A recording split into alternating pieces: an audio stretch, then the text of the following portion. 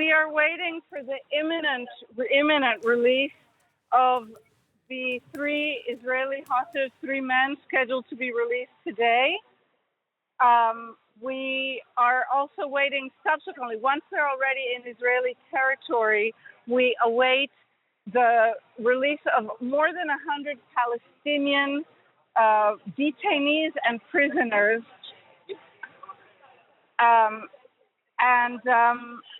Right now, the hostages square here in Tel Aviv has really filled up. And did you just hear that tune? For the first time, there's a sight of one of the freed hostages surrounded by armed Hamas men in Deir el-Balah in central Gaza. The entire crowd has just erupted in cries of joy. And we're expecting a few more scenes like this during the course of the day. Yes, Noga, we have those images on air right now, that split screen of the first hostage being escorted up the stage there. On the right side of the screen, hostage square, people clearly rejoicing. Tell us just how emotional this is in Tel Aviv. It's hugely emotional. The sun has finally come out, and thousands have joined the square here. It's really jam-packed, families, strollers, people with their dogs on a morning walk, and family members of hostages who are here also and who we hope to be able to interview in the coming few moments on the screen. And the 3 men being released today, we have their names. What more can you tell us about them? Well, 2 are men from Kibbutz Deir in their 50s. Ohad Ben Ami, whose wife was also taken hostage and who was released. She was released in November. Eli Sharabi, whose entire family was massacred, whose brother and wife and 2 daughters were killed in the attack of October 7th. And then the 3rd man to be released we have yet to see is Levy, a 34-year-old from very nearby to where we're standing, from Givatayim, a suburb of Tel Aviv.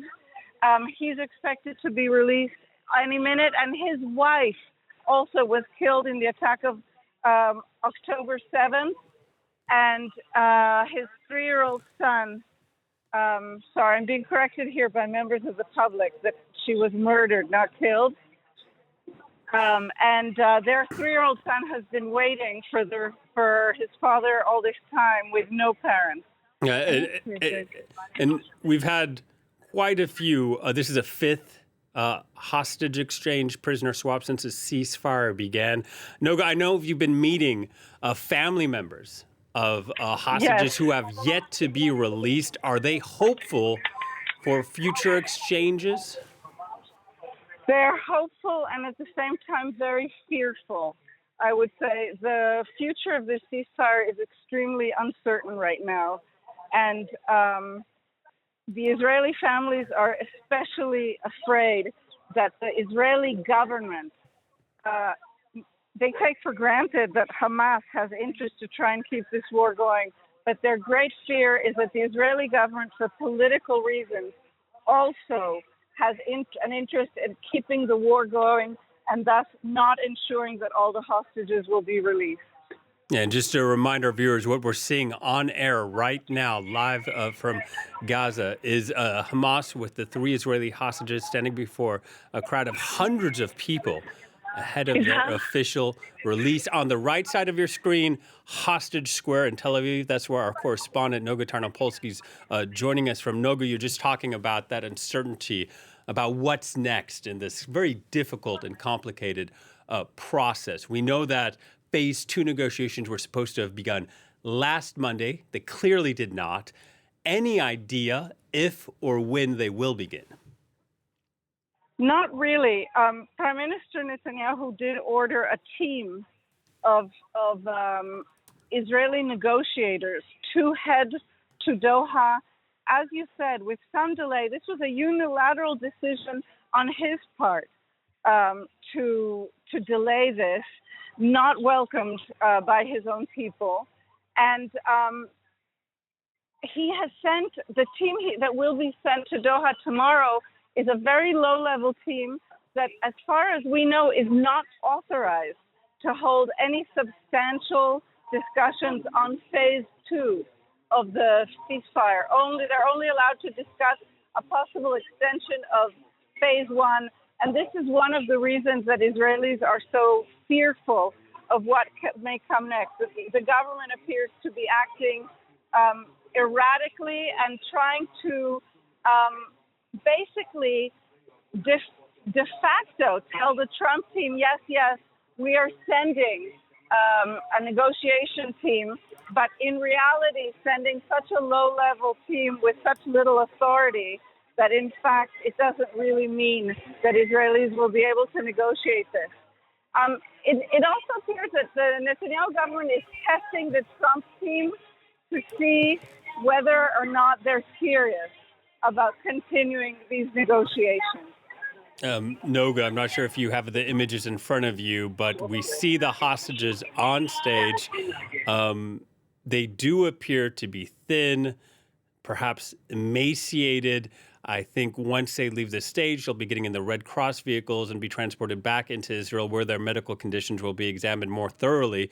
But what can you tell us in general so far, the state of health that these Israeli hostages have been in after they've been released? Interviewed in the previous hour Dr. Levy, who is in charge of the medical aspect of all of the families of hostages. He's the chairman of the Israeli Association of Public Health Physicians.